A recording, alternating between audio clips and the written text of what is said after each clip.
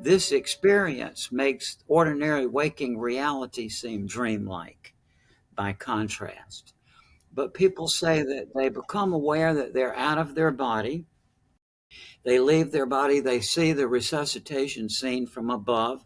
They can see their own bodies down below. They say they may not hear, but they understand what the doctors and nurses are saying. They say it's not an auditory sensation, but you're aware of what the doctor and nurse are thinking. But that when you try to communicate with them in turn, that they can't see you or hear you. And so at a certain point, people realize that this is something to do with death. So they say that out of their body, they go through this passageway into a very brilliant and warm and loving light. They say far brighter than anything we've ever experienced while we're here, but a light of complete compassion and love. And in that light, they may say that relatives or friends of theirs who have passed away, that they see them there in spirit form. It's not like a physical body, but you recognize who the person is by the feelings and the memories. Yeah. You just know. And people talk about panoramic memory, in which they say everything they've ever done is displayed around them in a sort of hologram. And that when you see everything you've done, that you empathically identify with the people you've related to, so that if you see yourself doing something mean to someone, then you feel the sad feelings. Or if you see yourself doing a loving action to someone, you feel the good feelings. People often say that as this review goes on, they're in the presence of a being of complete love and light. And that it he sort of helps you through this experience. They say time stands still, that you see everything you've ever done, but no time passes. And at some point, people have to say that you have to go back. People say that some people say, I have no idea how I got back. At one moment I was in this light, the next moment I was in my body. Some people say that they're told they have to go back. It's not their time. And other people are given a choice, they can either stay in that light or return to the life they were leading.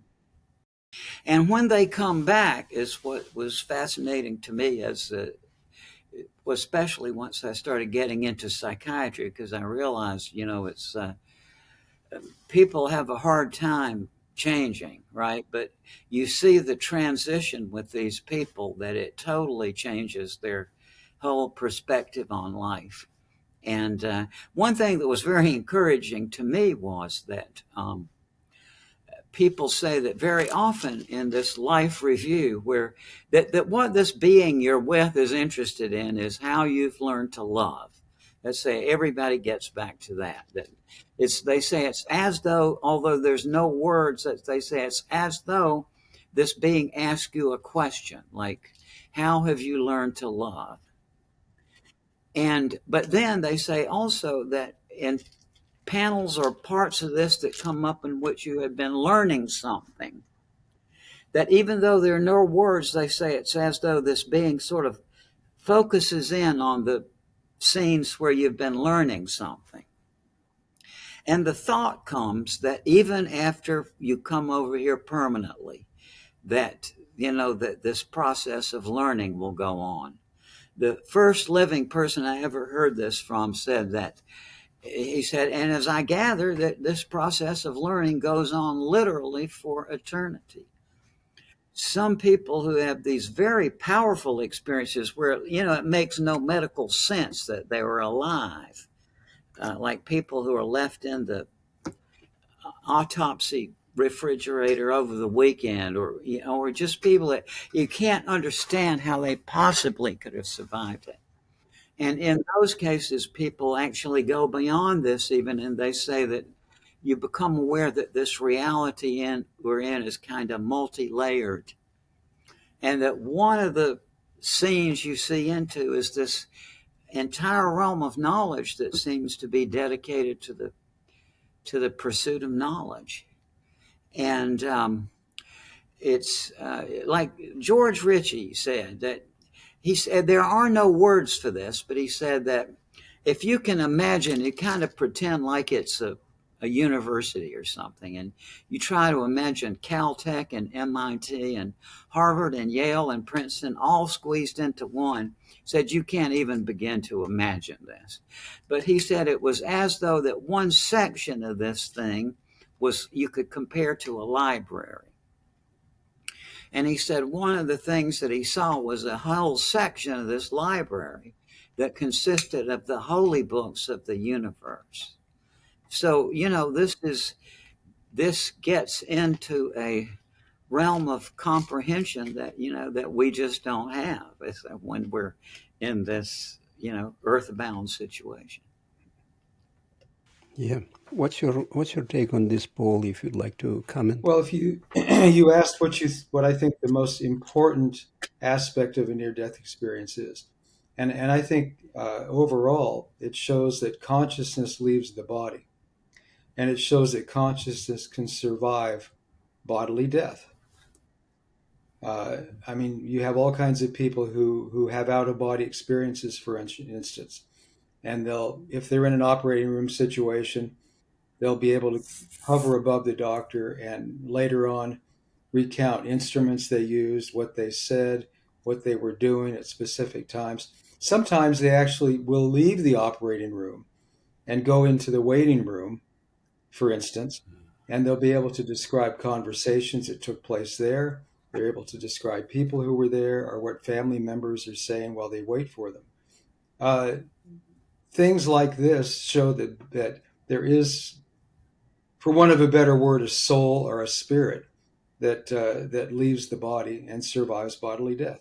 And I think that's what's one of the things that's very important in near-death experiences. The other thing is the consistency of them.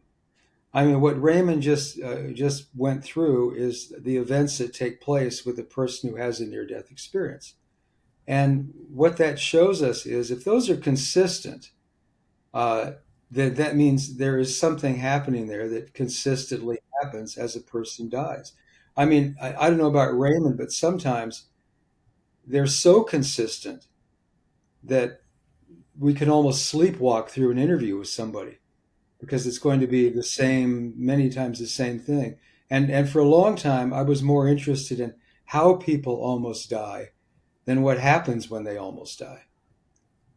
Uh, because some of the ways that people are pushed into death are very fairly bizarre. But I think those are the two most important things in a near-death experience: consciousness leaves the body, survives bodily death, and that NDEs are very, very, very consistent. Yeah. Now I'm going to ask a question, and I'm going to ask Raymond first. Raymond, you said that this experience usually changes person's perspective on life dramatically. Now, Yeah. I'm going to ask you personally, how this research that you've done, this experience changed your life?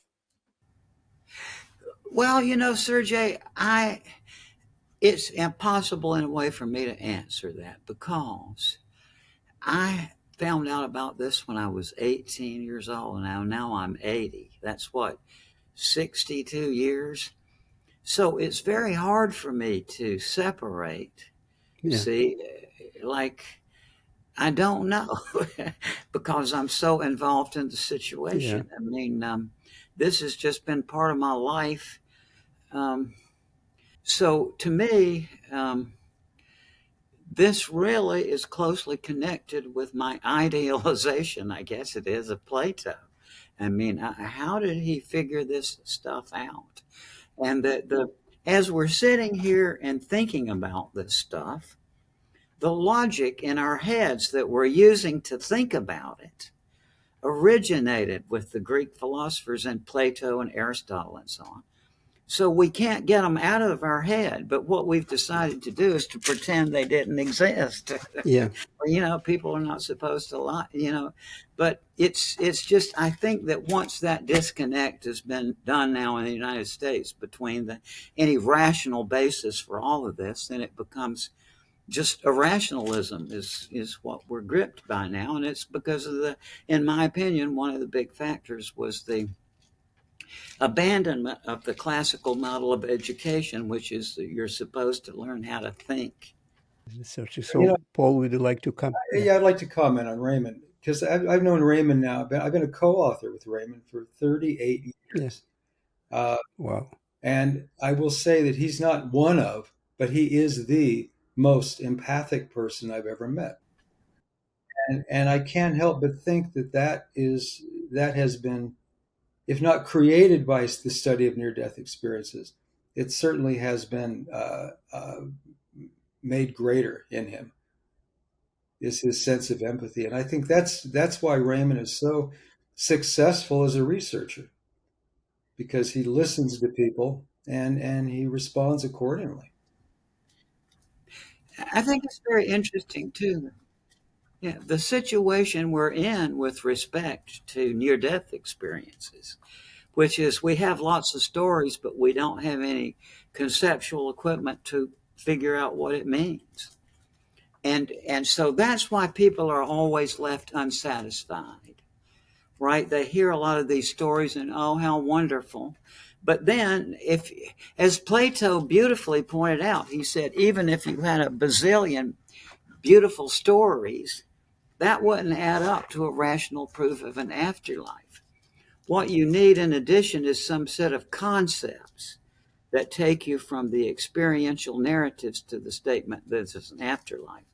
And see, that's why people are always unsatisfied, because they get so hooked on the stories, see, that, and I've seen this many times in audiences. As soon as you start talking, they're sitting like this to listen to the stories, but as soon as you talk about concepts, they just, and so that's why they're always unsatisfied.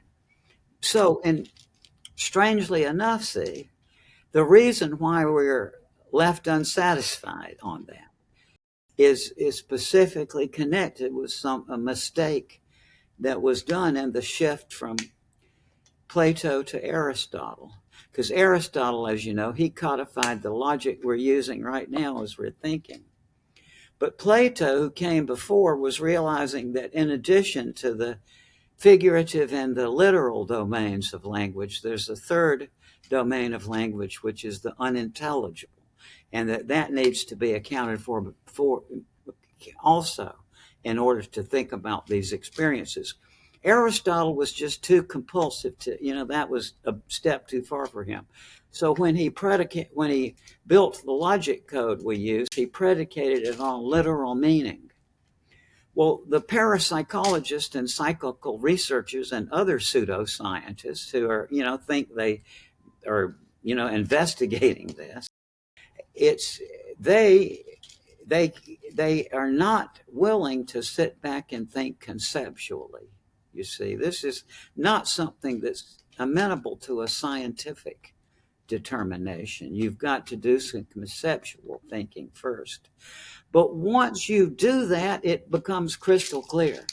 But the trouble is, nobody's going to sit still to do it because they want to hear stories. See, that's Yeah, and the stories are that in easier to. reality, Yeah, that's the situation we're you in. don't have to think much when you listen to the story. Just entertaining. But if you have to use your brain, then it's a little bit of Yeah, work yeah. right there. But the Yeah. stories, admittedly, I've heard thousands of them. I can't wait to hear the next one, right?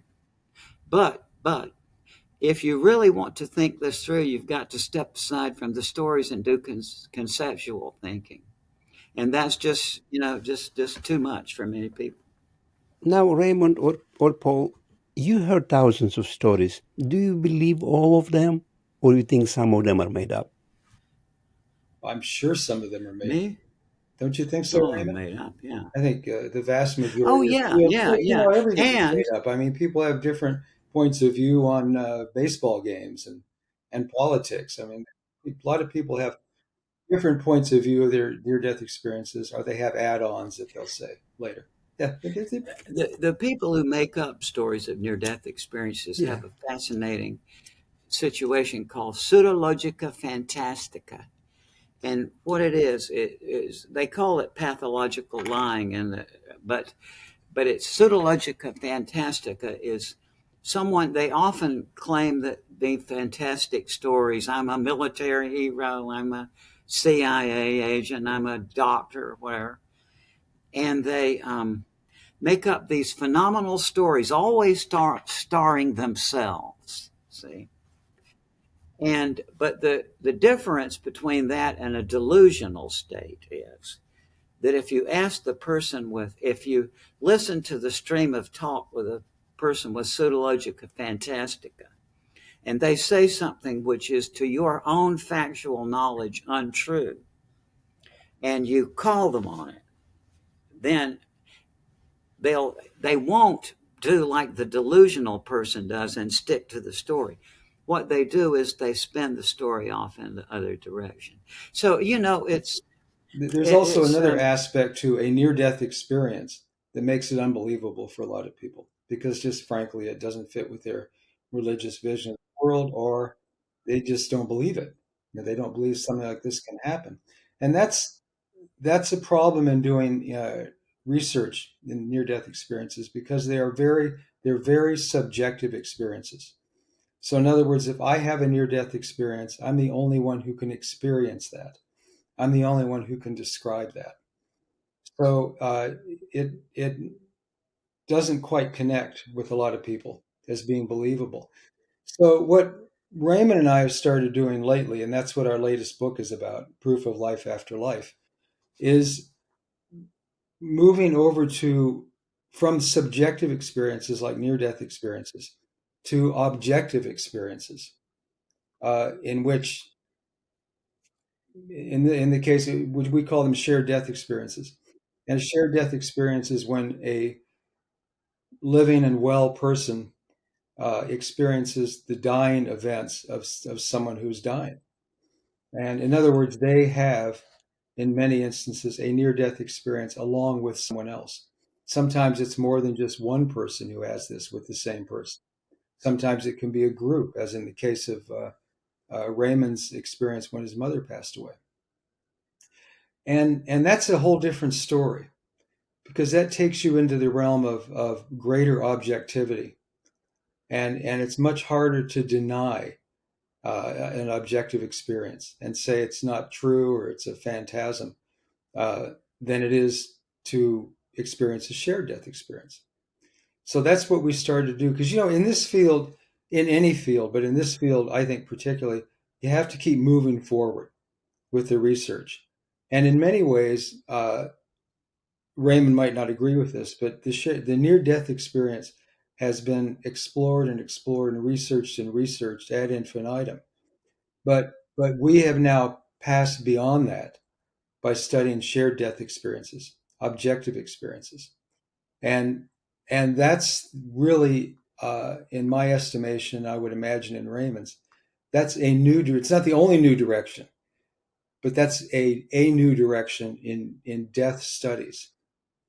And it's a very valuable area because what it does show, for the most part, is that consciousness leaves the body. Consciousness survives bodily death.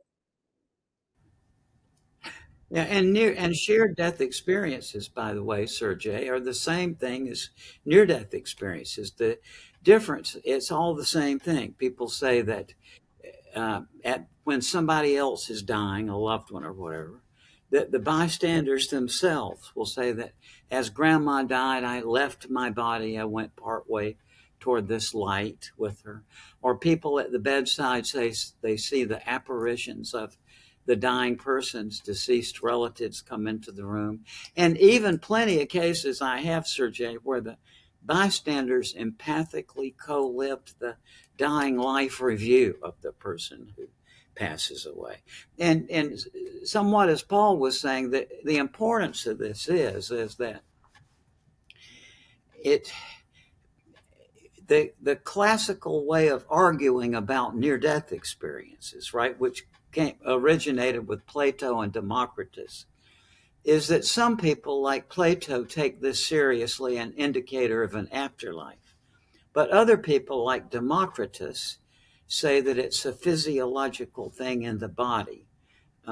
Lavoisier, discovered oxygen and respiration in the 18th century. So since then, we say oxygen deprivation to the brain, but it's still the same argument as Democritus. But if the bystanders who are not ill or injured have identically the same experience as somebody who comes back from a close call and has a near-death experience, then some other factor or factors other than oxygen deprivation to the brain are involved. But because there's a certain kind of person who are just so terrified of anything new, it's if they won't even hear this. It's because they're intent on their model that this has to be oxygen deprivation to the brain. But it's not, because why would the bystanders have the same thing when they're not ill or injured? But now the problem is, but it doesn't follow from the fact that these experiences are, it doesn't follow from the fact that these experiences are not oxygen deprivation to the brain, that therefore they are life after death. See, there's still a big gap. Yeah. But there is a But communication it's not between none of this. consciousness, at least between there's a communication between a person who's dying and a person who is well Yeah. and observing. So that isn't proof of life. It isn't proof of an afterlife, but it's proof of consciousness leaving the body, for want of a better phrase, and communicating with someone else. Correct? Yeah, what I'd say is that we just don't have the mental equipment now. We try as hard as we can with the classical logic, but that won't work. But the only way out of this is to work on our minds.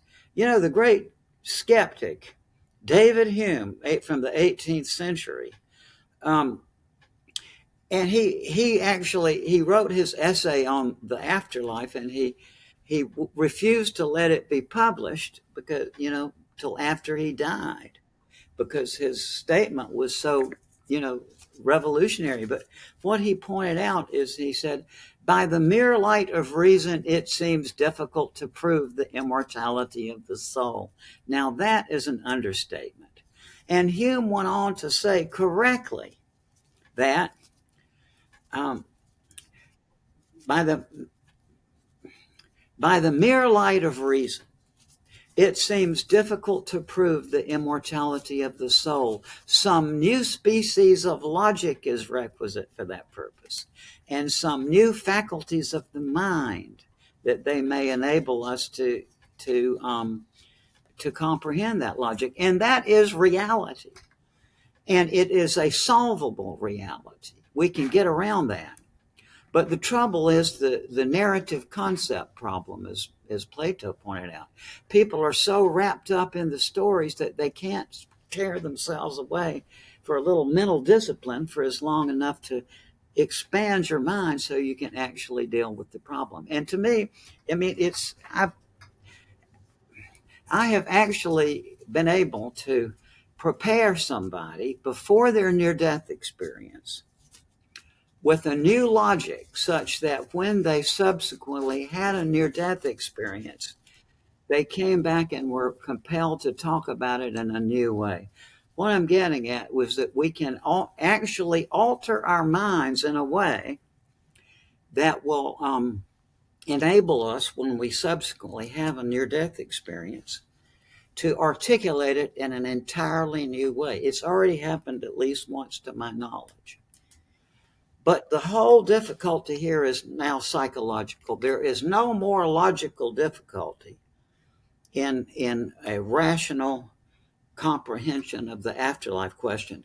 The difficulty now is entirely psychological, and that is that people just can't muster up the energy to think through a logical presentation to change their mind, to expand their minds in a way. And it's just not, people are not going to do it. I know, because there's a mental block here.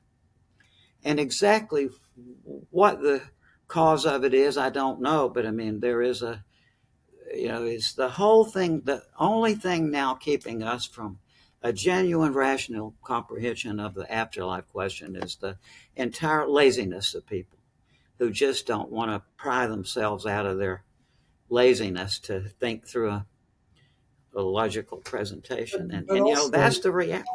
Raymond, they need a guide to show them how to break through. And Raymond Well, is yeah, doing but that. see, I've He's tried that a taking long time. courses. Yeah, But he's see, when you're doing talking to different. groups of near death devotees, as soon as you start talking about concepts that go like that, they want to hear stories. That's all they're interested in.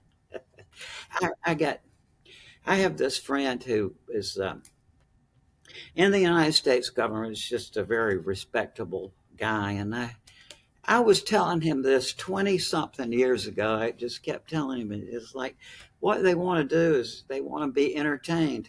Well, about 2 or 3 weeks ago, he called me. He had been to some meeting of these folks who are interested in near death experiences out west. And he said, why those people? Those people there because they want to be entertained.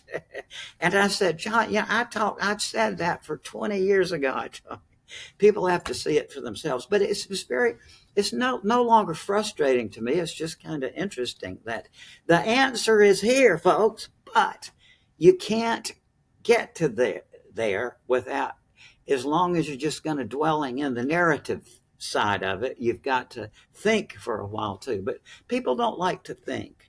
I mean, it's astonishing to me because I was a thinker since I was a kid, but many people just don't want to think. It's It's hard to astonishing.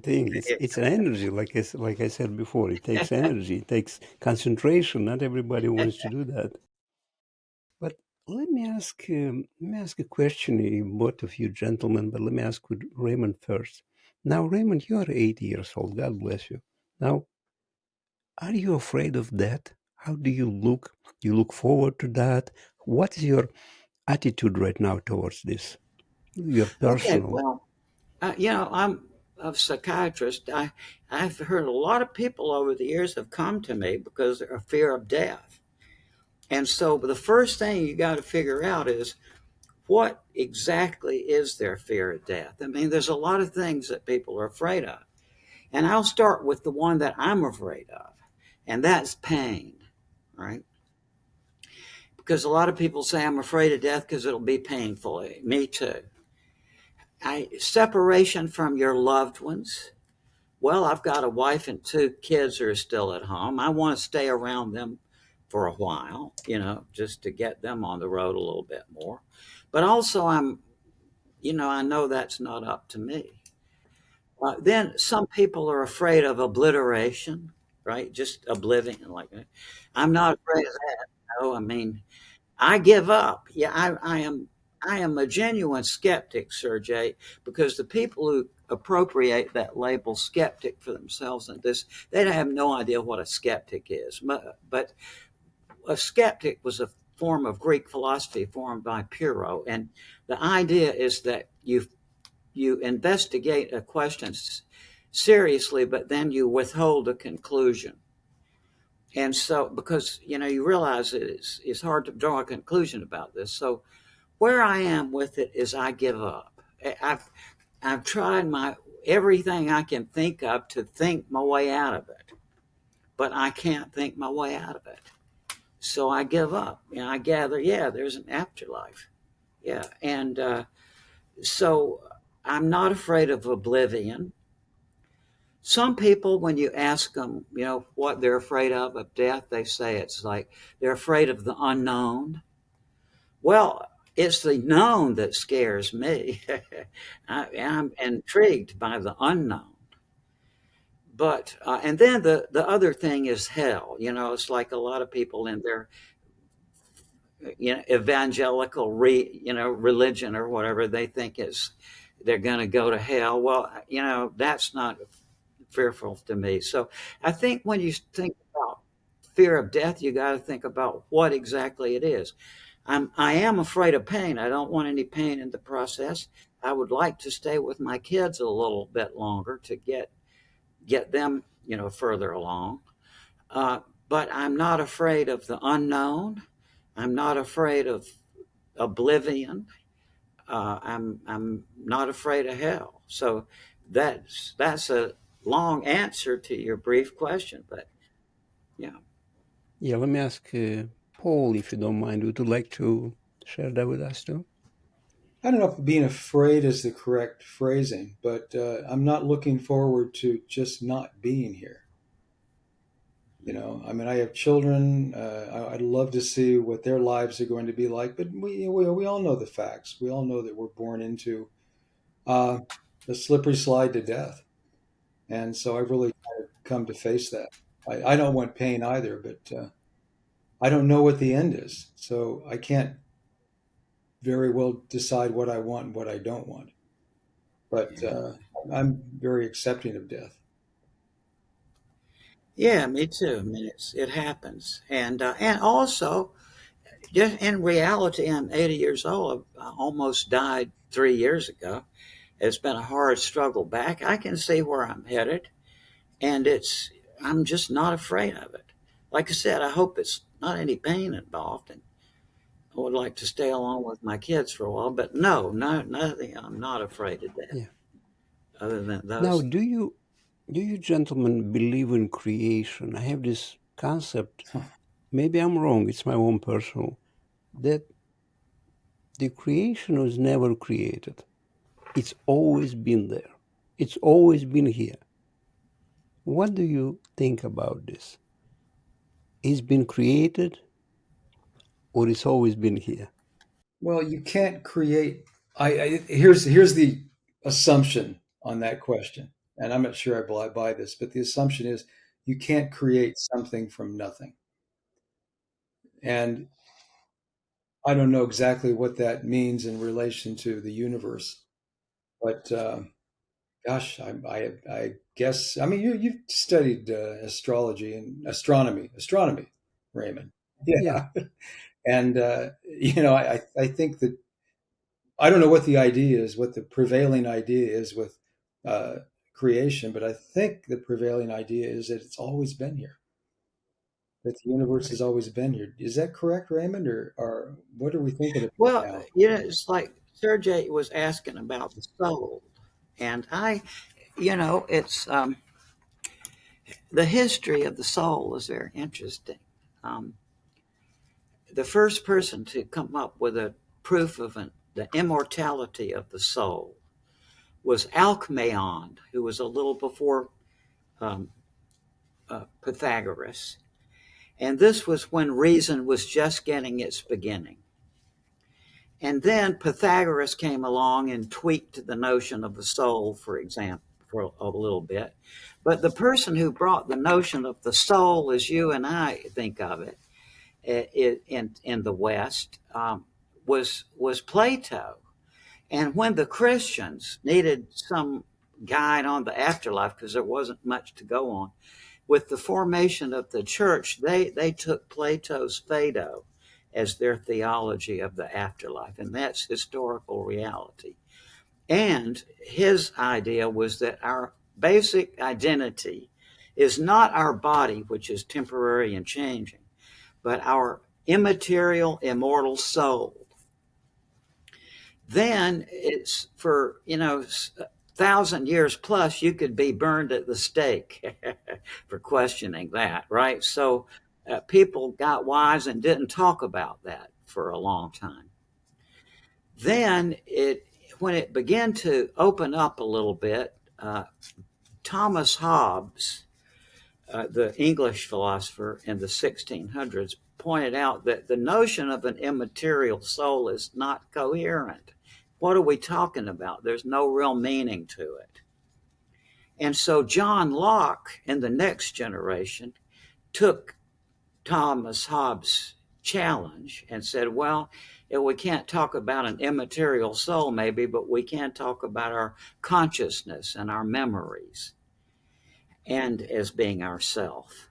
Um, and then David Hume, the great skeptic, said, well, when I look inside of myself, all I ever see is the impression of the moment. I don't see any permanent substrate. And that's a lot of the psychological thinking these days is about, the soul, the mind is a sort of illusion, or the self is kind of an illusion. Where I have come at age 80 is, and I sort of came to this realization when I was a geriatric psychiatrist. You're at a VIP clinic for there's got to be a place where the mayor and the chief of police and the local international celebrities can come and, have go in the front door. So for a year, I was in a town that was full of celebrities. And so just constantly during that time, I heard this, Raymond, the older I get, the more the impression develops when I look back at my life that it's been a story, novel, script, play, drama, whatever word they use. And basically, I think that's correct. Is consciousness itself is a narrative phenomenon, because what you do is whenever some new memory, what you weave it into your life narrative, right? So what I think is that yourself is your story, and that this becomes more obvious to you as you're older you get, that life is a kind of story, that we live in a kind of theater. And now I'm a logician, and I got to say here, for those who know logic who are listening to me, they say, well, that's a fallacy. That what you're saying is you're taking a metaphor, like that the life is a stage, that's a metaphor, right? And so you're projecting that metaphor out into the universe to be, and that's a logical fallacy. It's one of the first logical fallacies that Aristotle, who invented the concept of metaphor, articulated. But I think it happened the other way around. If you look at the history of the theater, I think that we have the theater because elder people who were wise and thoughtful, like Sophocles and Euripides, Aeschylus and Sophocles and Euripides, were the public intellectuals of their day, right?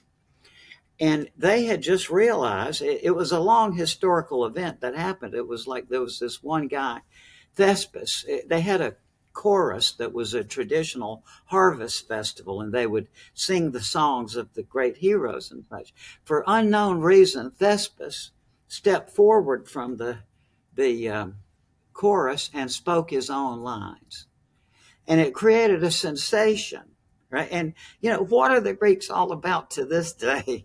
Competition, right? A contest. Aristotle was fascinated by contests, and he wrote a whole book of, like a whole essay on contests, and he was trying to find something that couldn't be made the subject of a contest.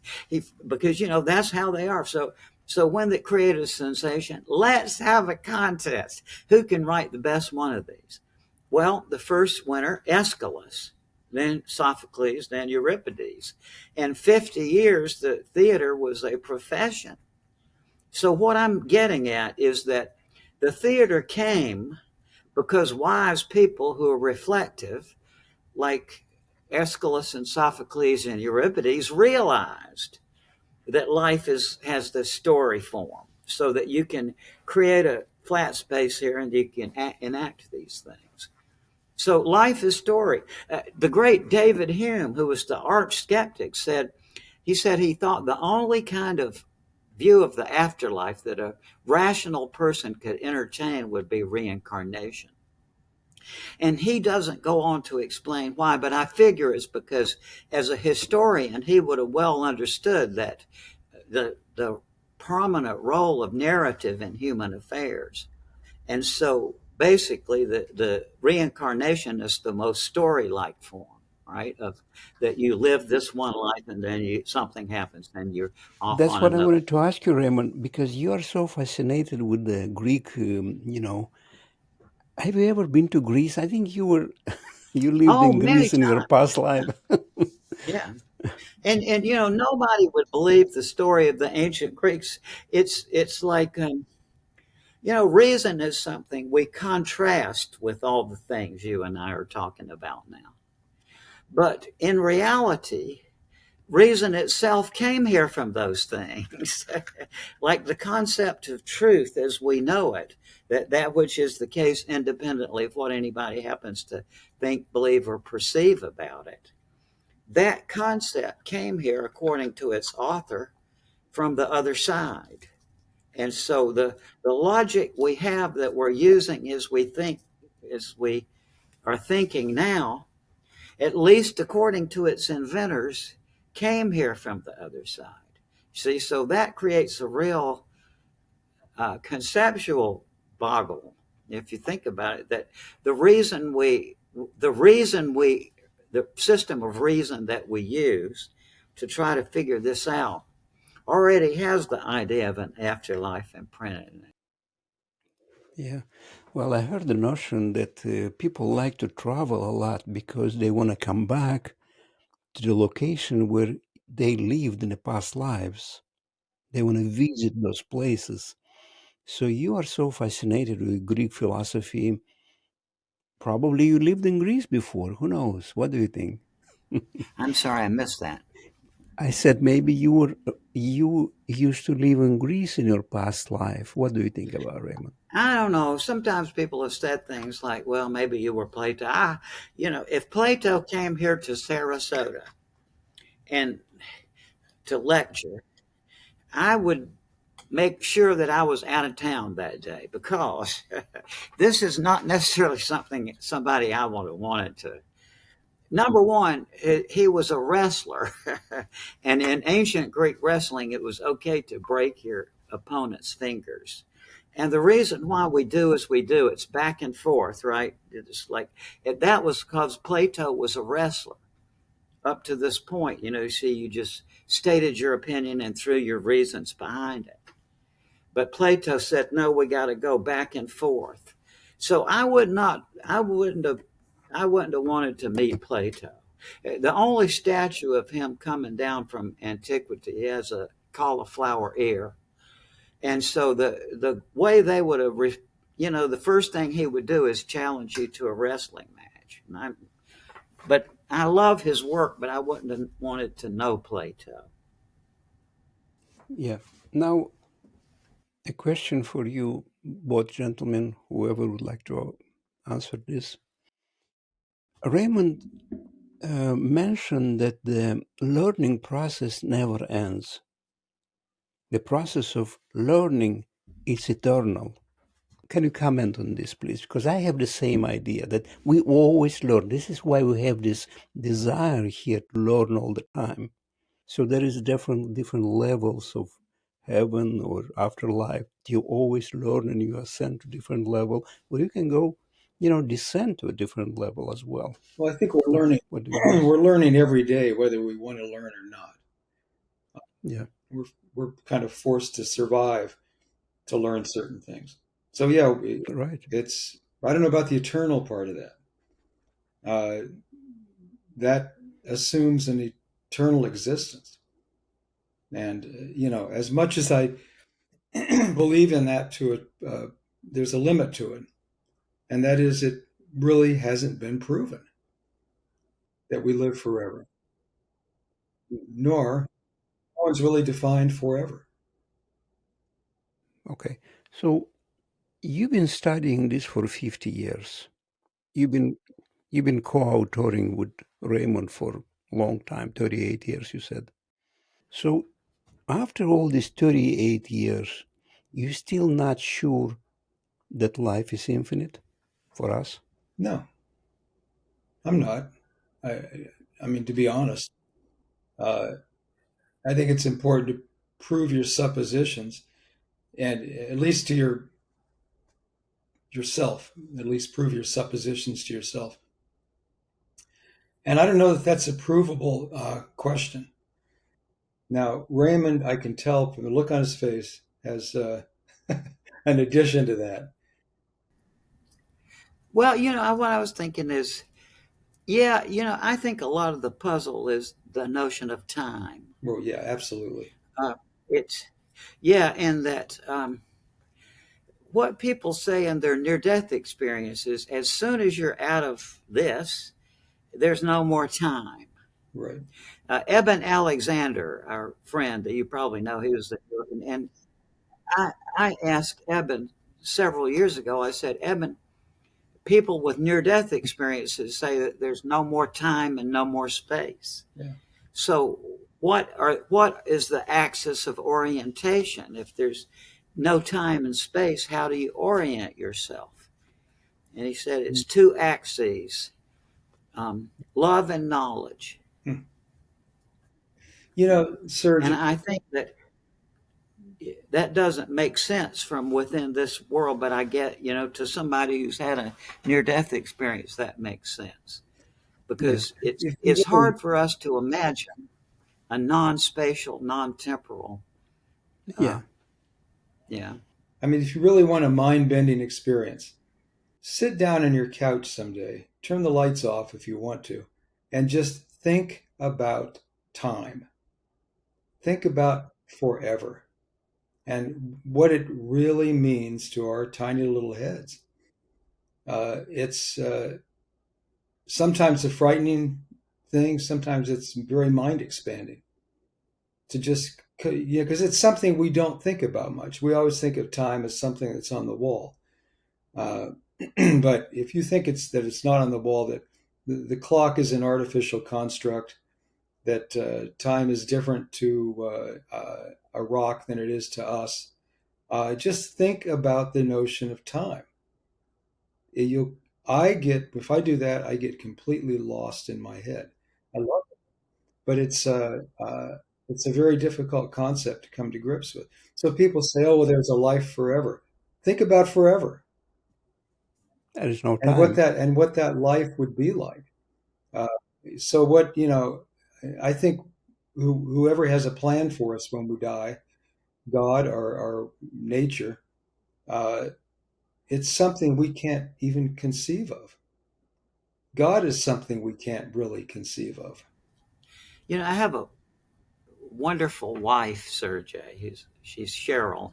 We've been together for 33 years now. Paul was with me when I met her. Yeah. And I just, she's terrific. And her IQ is 155. Oh my. Just beyond brilliant. But she's totally non-intellectual. She was accepted at the University of Virginia, and to her father's horror, she wouldn't go. She went to art school instead. She's into art and fashion, and so several years ago, Cheryl, I saw her looking like this kind of look, and she said, just like she said, "Time is unreal." And my point being is that she had just figured that out for herself. She's not intellectual. She's never been philosophical, but probably mostly because of our kids who are now grown, and she was probably reflecting on how did this happen that we got these grown people living with us, so we started with these little babies. But my point is that it's mind-boggling, the whole notion of time. Immanuel Kant, is hard. It's easy to oversimplify Kant, but basically, what his take was that time and space are not out there; they are part of our cognitive process. Yeah. That's why my question actually doesn't make sense. Because I'm assuming here when I'm asking this question that we live forever but there is no time. The concept of living forever disappears Yeah, it's because there is no time anymore. it doesn't make sense. Hmm. Right. It's the only way out of all this is that we got to accustom our minds for thinking logically about things that don't make sense, and it's easy to do. There's only a psychological barrier, Well, what doesn't make and it's sense like, here? Is it forever or is it time? Or is it both? well, the point is that we need a different frame of reference. Right. See, is you can't solve it within the frame of reference that we're in. But many people are just too threatened by having to break their frame of reference. Mm-hmm. Yeah. Well, you touched on love, because most of these people who had near-death experience, they said that love is everything. Yeah. So let's touch a little bit more on love. What's your concept of love? Well, Paul, what do you think? I think empathy is a huge part of love. Empathy is the ability to, in my definition, to see or at least try to see someone else's point of view, and to be kind about it. I'm sure there's a more uh, complex definition of it than that, but that's how I would define it. And I would think that's empathy, because you're showing respect to people's thoughts that are other than your own. And that's what I find. I find that an important part of love, if it's not love entirely. I mean, there's the affinity aspect of love and things like that, but uh, I think a large part of it is eaten up, if you will, by empathy. It's something we're striving toward, I guess. Or Now, I don't know, maybe Paul would like to talk about this new book. I understand this new book is called Proof of Life, Afterlife. Yeah. Well, for a long time, I mean, much longer than me, but I'll say for a long time, we have been studying near-death experiences. And early on, we both reached the conclusion that they're subjective. But occasionally, as we would write books, we would run into these things called shared death experiences, where people would talk about being able to see their aunt as she left her body, or they would see a mist leaving somebody as they passed away. And I don't think we gave it uh, really as much objective examination as we should have. And so this went on for years, because we've written 6 books together and done other things. He's been in a couple of movies that I've done. And uh, then something happened to both of us. We each had a shared death experience. I mean, Raymond had a shared death experience with his mother, and I had one when my mother passed away. Uh, I got a phone call before I knew she was dead from a doctor that I'd worked with easily 5 or 6 years before uh, she passed away, and I had not been in touch with him for that many years, for 5 or 6 years. And I got a phone call before I knew my mother had passed away. I got a phone call from him. His name was Vernon Neppy, and he was the head of neuropharmacology at University of Washington. And he called me and he said, it was a Sunday, and he said, I'm sitting here reading the paper, and a female voice said to me, call Paul Perry. And I ignored it. And I continued to read the paper. And about an hour later, this voice said, call Paul Perry. So I'm calling you, and I have no idea why, but I'm calling you because this voice told me to call you. And I said, well, that's interesting, because my mother had Alzheimer's, and Vernon was an expert in Alzheimer's treatment of and research of. And so I started talking to him about Alzheimer's and things that is there any new research? Is there anything you've tried with people who have had Alzheimer's or any other type of neurological dysfunction? And he was telling me what he had been working on. And all of a sudden, this is back in the day before we had cell phones, iPhones. And there was that beep on the phone that was telling me a call was coming in. And so I said, Vernon, I have to take this call. I'll call you back. I took the call, and I was told that my mother had passed away. Now, in my interpretation of that, it was a precognitive experience. So, in other words, Vernon Neppy, someone I hadn't been connected with for years, heard from my mother to call Paul. And that's how I put that together. That's a precognitive experience. That is a type of shared death experience. So we talked about that. We kind of put it away. And then Raymond had his own experience with his mother. And I need to pass it on to Raymond so he can explain his shared death experience. Yeah, it's basically I was there with my wife and my brother-in-law, two brother-in-law, and my sisters as my mom was passing away. And I don't know what else to say except that when she died, I was not no longer in a three-dimensional geometry. It was like I was in some altered kind of space, and it was energy. Things were whirling around, and I heard my mom talking to me, not through the ears, but it was coming from within her. My sister felt the presence of my father there, who had died a year before. Everybody had something, and so but I don't trust my own experience exactly. You have to put your experience through the ringer of really kind of thinking of all the things it could be. But basically, I've just run out of, I can't think my way out of these things. And so, what that indicates to me is that we need to expand our minds. And I think that's the case, is that with the logic that Aristotle has bequeathed to us, it's not solvable. And basically, the reason is that partly because of Aristotle's character structure, he was what we would call today a literal minded person.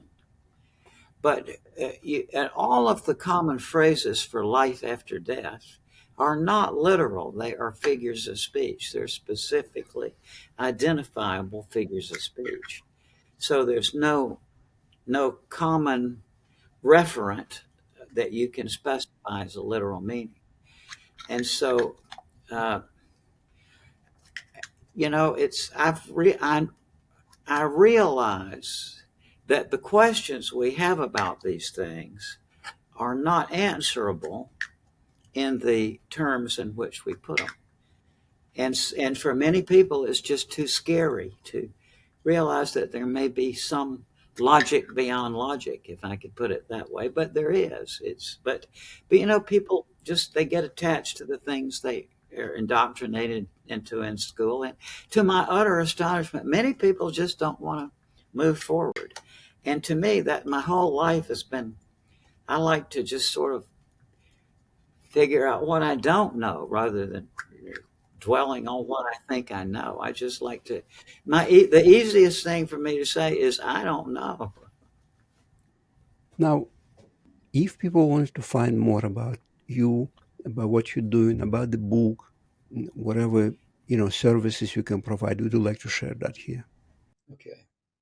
I think the first thing they should do is go on Amazon, because that's where about 60 or 70% of books are sold, and look up Proof of Life After Life by Raymond Moody and Paul Perry.